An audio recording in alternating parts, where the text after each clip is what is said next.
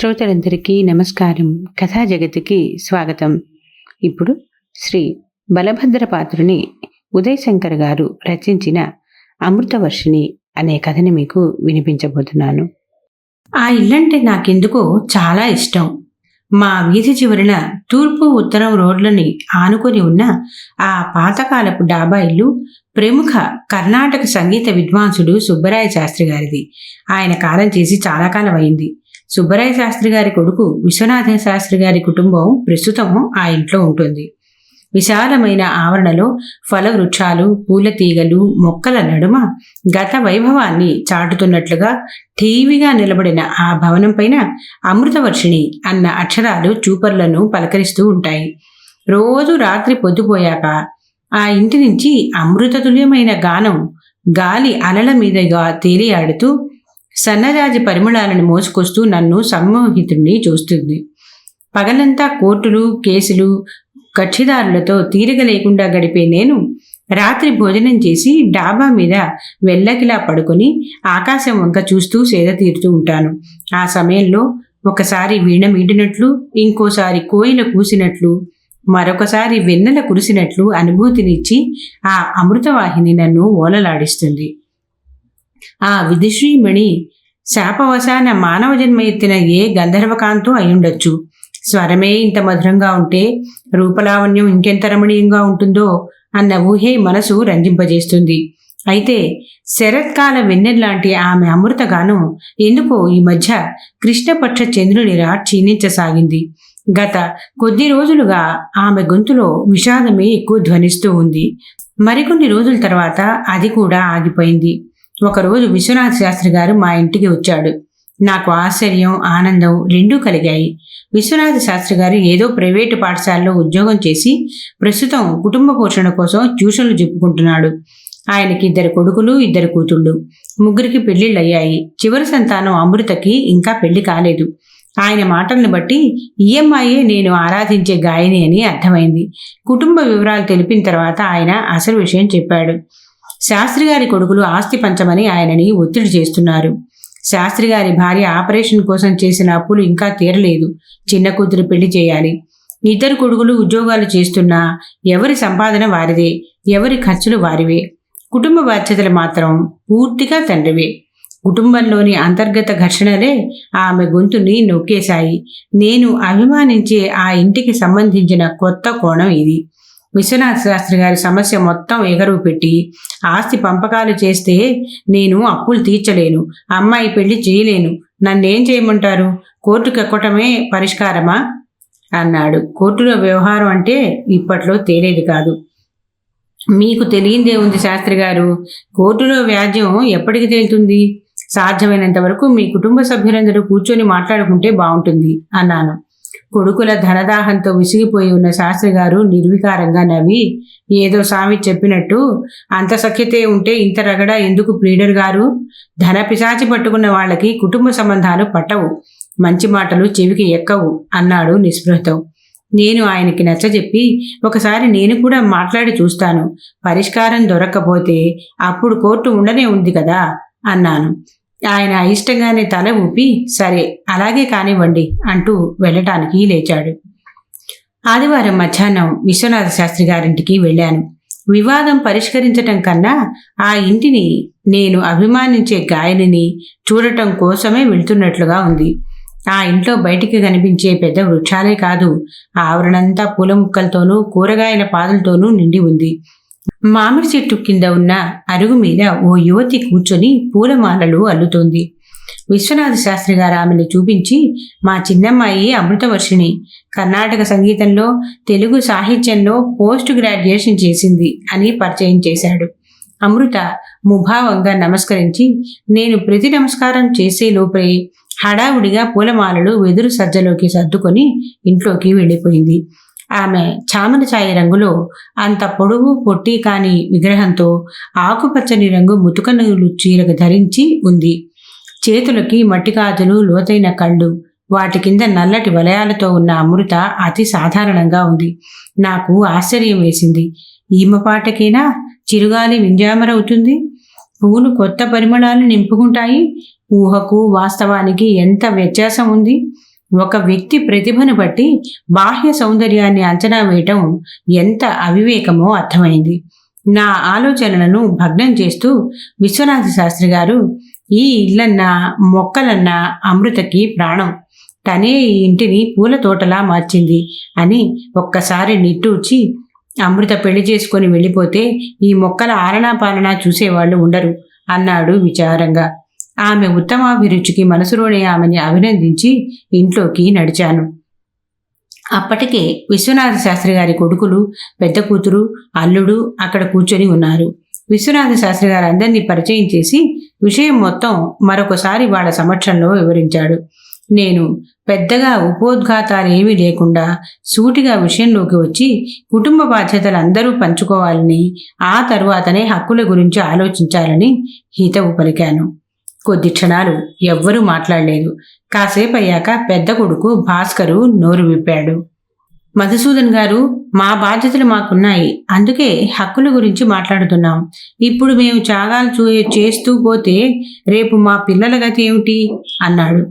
చిన్న కొడుకు చంద్రం అన్నగారిని సమర్థిస్తూ, అయినా కూతురి పెళ్లి చేయటం తండ్రిగా ఆయన బాధ్యత, మాదెలా అవుతుందండి అని ప్రశ్నించాడు. నేను అన్నదమ్ములిద్దరినీ సూటిగా చూస్తూ, ఈ వయసులో ఆయన్ని ఇబ్బంది పెట్టడం సరికాదు. ఇన్నాళ్ళు ఆయన కష్టపడితేనేగా మీరు ఈ స్థాయికి వచ్చింది. కనీసం తోడబుట్టిన చెల్లెడి వివాహం చేసిన తర్వాతైనా వాటాలు అడిగితే అది న్యాయం, ధర్మం అన్నాను సాధ్యమైనంత సహనంగా. ఇద్దరిలోనూ విచక్షణ లోపించినట్లుంది. ఏమిటండి న్యాయం? చట్ట ప్రకారం ఈ ఇంటిలో మాకు సమాన హక్కుంది. ఇదేమి ఆయన స్వాధ్యతం కాదు అన్నారు. నేను కొంచెం గట్టిగానే చెప్పాను. చట్టం వేరు, న్యాయం వేరు. తల్లిదండ్రుల్ని, తోడబుట్టిన వాళ్ళని నిర్లక్ష్యం చేయమని ఏ చట్టమూ చెప్పదు. పిత్రార్జితపు ఆస్తిలో హక్కు చట్టం కల్పించింది. కానీ నిస్సహాయ స్థితిలో ఉన్న తండ్రి బాధ్యతని పంచుకోవడం అనేది కొడుకులుగా మీ ధర్మం. పెళ్ళుబుకుతున్న ఆవేశాన్ని అణుచుకుంటున్నాను. నా మాటలు విని కోడళ్ళిద్దరూ గుసగుసలాడుకున్నారు. వెంటనే భర్తల్ని తీసుకుని పెరట్లో నేరేడు చెట్టు కిందకెళ్ళి కాసేపు చర్చించుకొని వచ్చారు. వస్తూనే కొత్త ప్రతిపాదన తెచ్చారు. కొడుకులిద్దరూ కలిసి చెల్లెలి పెళ్లి చేసి అప్పులు కూడా తీరుస్తారు. అయితే ఆస్తి మొత్తం అన్నదమ్ములకు అప్పచెప్పేసి మిగిలిన వారు హక్కులు వదులుకోవాలి. అంతవరకు మౌనంగా ఉన్న పెద్ద కూతురు భారతి జోక్యం చేసుకొని, మధ్యలో మేమెందుకు భాగం వదులుకోవాలి అని తమ్ముళ్ళని నిలదీసింది. ఆమె నా వైపు తిరిగి, అసలు ఈ ఇంటిని సంగీత పాఠశాలగా మార్చాలని తాతగారి కోరిక. కనీసం కొంత భాగమన్నా పాఠశాలకి కేటాయించమని చెప్పండి సార్ అంది. చంద్రం అక్కని చూసి హేళనగా నవ్వుతూ, ఏ నీ పెళ్ళప్పుడు ఇచ్చిన కట్నం చాలేదా? ఇంకా ఆస్తిలో వాట అడుగుతున్నావు అన్నాడు. పెద్ద కోడలు జోక్యం చేసుకుని, ఇప్పుడు ఇంకేమి పేచీలు పెట్టకండి, అమృతకి సంబంధం కూడా చూసేశాం. మా పెద్దమ్మ కొడుకు కట్నం లేకుండా చేసుకుంటా అన్నాడు అంది. పెద్దలుడు ఆనందరావు అనుమానంగా చూస్తూ, ఎవరు? ఆ సత్యమూర్తేనా? ఆయనకి భార్య పోయి 2 ఏళ్ళయింది, 2 పిల్లలున్నారు. ఆయనకి వయసు 50 ఏళ్ళు ఉంటాయి కదూ అన్నాడు. చిన్న కోడలు నవ్వుతూ, ఈవిడిగారి అందానికి చదువుకి ఇంతకన్నా మంచి సంబంధం తేగలరా అంది. ఆమె ఎంత నవ్వుతూ చెప్పినా మాటల్లో హేళన ధ్వనిస్తూనే ఉంది. గుమ్మం పక్కగా ఉండి తొంగి చూస్తున్న అమృత కళ్ళల్లో నీళ్లు సుడులు తిరగటం నేను గమనించాను. జరుగుతున్న సంఘటనలు ఆమెకు ఎంత మనోవ్యధ కలిగిస్తున్నాయో అర్థం చేసుకోగలను. అంత నిస్సహాయ స్థితిలో ఉండి కూడా అమృత బయటికి వచ్చి, ఈ ఇంట్లో నాకేమన్నా భాగం వస్తే అందులో సంగీత పాఠశాల నేనే పెడతాను అంది చిన్నగా. భాస్కర్ విసురుగా లేచి, మా సలహా నచ్చనప్పుడు ఈ అప్పులు పెళ్లిళ్లతో మాకు సంబంధం లేదు. మాకు రావాల్సిన వాటా మాకు ఇచ్చేస్తే మా దారి మేము చూసుకుంటాం అని వెళ్ళిపోయాడు. మర్నాడు ఉదయం కోర్టుకి వెళ్ళటానికి సిద్ధం అవుతుండగా విశ్వనాథ శాస్త్రి గారు ఫోన్ చేసి, అమృత నిద్రమాత్రలు మింగింది అన్నాడు ఆందోళనగా. ఈ హఠాత్ పరిణామానికి నేను ఒక్క క్షణం అవాక్కయ్యాను. వెంటనే తేరుకొని, ఇప్పుడు ఎలా ఉంది అన్నాను. ఆయన దుఃఖాన్ని దిగమింగి, ప్రస్తుతం ఆక్సిజన్ పెడుతున్నారు, డాక్టర్లు అప్పుడే ఏమీ చెప్పలేమంటున్నారు అన్నాడు. నేను కోర్టులో అర్జెంట్ ఫైలింగ్లన్నీ చూసుకొని సాయంత్రానికి ఆసుపత్రికి వెళ్ళాను. నేను వెళ్ళేసరికి గండం గడిచింది. నన్ను చూసిన తర్వాత ఆమెకి దుఃఖం ఆగలేదు. అవమాన భారంతోనో ఆత్మ న్యూనతాభావంతోనో తెలియదు కానీ ఆ స్థితిలో ఆమె నాతో మాట్లాడటానికి సంకోచించింది. నేను ఆమెకి ధైర్యం చెబుతూ, మీలాంటి గొప్ప గాయని ఇలాంటి అనాలోచిత నిర్ణయం తీసుకోవటం మంచిది కాదు. మీకు అండగా నేనుంటాను. మీరు నిశ్చితంగా ఉండండి. ఒక్కసారి మీ తల్లిదండ్రుల గురించి కూడా ఆలోచించండి అన్నాను. ఆమెలో ఆత్మవిశ్వాసం కలిగిస్తే తొందరలోనే మామూలు మనిషి అవుతుంది. మీరు వెంటనే ఒక సంగీత పాఠశాల ప్రారంభించండి. మీ ప్రతిభ వృధా కాకూడదు. మీకు కూడా ఆర్థికంగా చేదోడువాదుడుగా ఉంటుంది. మీరు అంగీకరిస్తే మీ చేత కచేరీలు కూడా చేయిస్తాను అన్నాను. ఆమెలో అపరాధ భావనతో తలదించుకుంది. కాసేపు అయ్యాక చెంపలపై ఉన్న కన్నీటిని తుడుచుకుంటూ అంగీకారంగా తల విప్పింది. అమృతవర్షిణి సంగీత విద్యాలయం ప్రారంభించిన వారం 10 రోజుల్లోనే 10 మంది విద్యార్థులు చేరారు. అమృతని ఆవహించిన నిశ్చేజం, నిరుత్సాహం గాలి వీచినప్పుడు తొలగే మబ్బుల్లాగా తొలగిపోయాయి. ఆమె అమృతగానం మళ్లీ జీవం పోసుకుంది. అది నాకు కొంతవరకు సంతృప్తి కలిగించినా అది శాశ్వత పరిష్కారం కాదని తెలుసు. బాగా ఆలోచించి చివరికి ఆ ఇంటిని నేనే కొనటానికి నిర్ణయించుకున్నాను. ఊళ్ళో ఉన్న 4 ఎకరాలు అమ్మేశాను. నాకు ఇల్లు అమ్మటానికి భాస్కరం, చంద్రం మొదట సంశయించినా మార్కెట్ రేటు కన్నా ఎక్కువ ఇస్తానంటే వెంటనే ఒప్పుకున్నారు. అప్పులు తీర్చి అమృత పెళ్ళయ్యే వరకు శాస్త్రి గారి కుటుంబం ఆ ఇంట్లోనే ఉండవచ్చని కూడా చెప్పాను. రిజిస్ట్రేషన్ అయిన తర్వాత నేను మా అమ్మా నాన్నలని తీసుకొని శాస్త్రి గారింటికి వెళ్ళాను. మమ్మల్ని చూసి మొదట ఆశ్చర్యపోయినా వెంటనే తేరుకొని శాస్త్రి గారు సాదరంగా ఆహ్వానించారు. అమృత వచ్చి అందరికీ నమస్కరించింది. ఆమె కళ్ళల్లో మునుపటి దిగులు లేదు. చాలా ఉత్సాహంగా ఉంది. కాసేపు పలకరింపులు అయ్యాక మా నాన్నగారు శాస్త్రి గారిని ఉద్దేశించి, మా మధుకి మీ అమృతనిచ్చి పెళ్లి చేయమని అడగటానికి వచ్చాం అన్నాడు.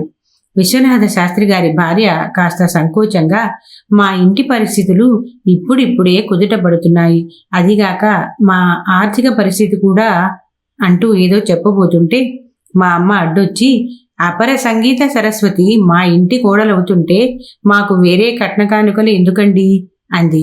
విశ్వనాథ శాస్త్రి గారు మొహమాట పడుతూ, అయ్యో ఎంత మాట, ఒక్కసారి అమ్మాయిని అడిగి అంటుండగానే అమృత లోపల నుంచి, నాన్న, వారు నాకు కొత్త జీవితాన్ని ఇచ్చారు, వారి ఇష్ట ప్రకారమే చేయండి అంది. అమ్మ అమృతని దగ్గరికి తీసుకొని, అమృతవర్షిణి, ఈ సంగీత నిలయం ఎప్పటికీ నీదే, దీని మీద మరెవ్వరికీ హక్కు లేదు అని పట్టుబట్టల్లో పసుపు, కుంకుమ, పూల మధ్య ఉంచిన ఇంటి దస్తావేజులు ఆమె చేతిలో పెట్టింది. తళతళలాడుతున్న అమృతవర్షిణి కళ్ళల్లో నా రూపం దేదీప్యమానంగా వెలిగిపోతుంది. ఇంటి ముంగట వాలిన మామిడి కొమ్మలు అమృతవర్షిణిని అలంకరించిన మంగళ తోరణాల్లా గోచరిస్తున్నాయి. కథ సమాప్తం. ఈ కథ మీకు నచ్చినట్లయితే లైక్ చేయండి, షేర్ చేయండి, కామెంట్ చేయండి. అలాగే తప్పకుండా సబ్స్క్రైబ్ చేస్తారు కదూ. మరి ఉంటానండి, మీ భాగవతుల పద్మ.